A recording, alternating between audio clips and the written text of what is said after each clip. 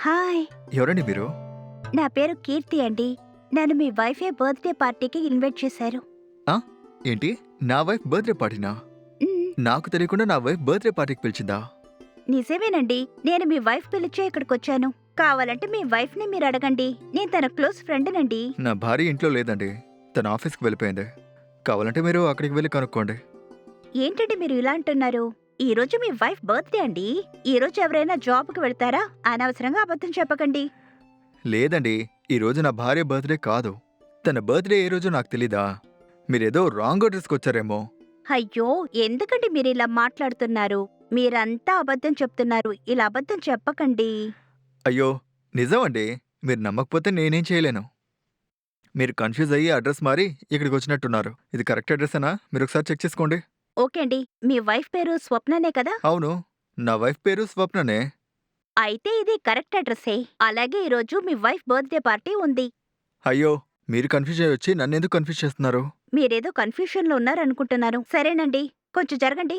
ఇంటికొచ్చిన వాళ్ళని ఇలాగే బయట నుంచోబెట్టి మాట్లాడతారా? గొప్పవారే. ఏవండీ? అయ్యో! అది కాదండి. మీరు ఎవరో ఏంటో తెలీదు లోపలికొచ్చి అలా కూర్చుంటున్నారేంటండి? అరే చెప్తే మీకు అర్థం కాదా?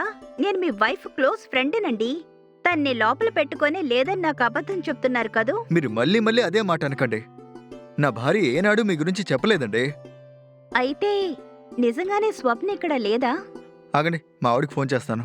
అరే! ఒక నిమిషం నేను ఊరుకోండి. చెప్పేది వినండి. ఇలాగే వదిలేస్తే వర్కౌట్ కాదు. నేను ఫోన్ చేస్తాను.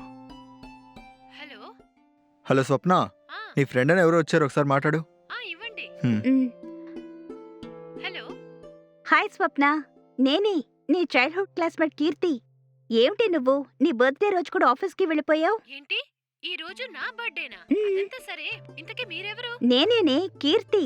అప్పుడే మర్చిపోయావా? సారీ అండి, కీర్తి అనే పేరుతో నా ఫ్రెండ్స్ ఎవరూ లేరు. అలాగా నీ పేరు స్వప్నే కదా? అవును, నేను స్వప్నని.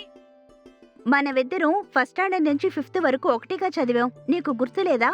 ఏమండి, నేను చదువుకున్నదంతా ఫారిన్ లోనే. మీరు ఎవరో నాకు అస్సలు తెలీదండి. అలాగా అయితే నేనే అడ్రస్ మారి వచ్చేసేనా? అయ్యో! సర్లేండి. నేను ముందు సారీ అదే అండి. చెప్పాను. పర్వాలేదండి. హ. హలో. నేను మొదటి నుంచి అదే చెప్పాను. ఆమె వినలేదు స్వప్న. ఏమండి, ఆమె వెళ్ళిపోయిందా? అవును వెళ్ళిపోయారు. పిలవనా?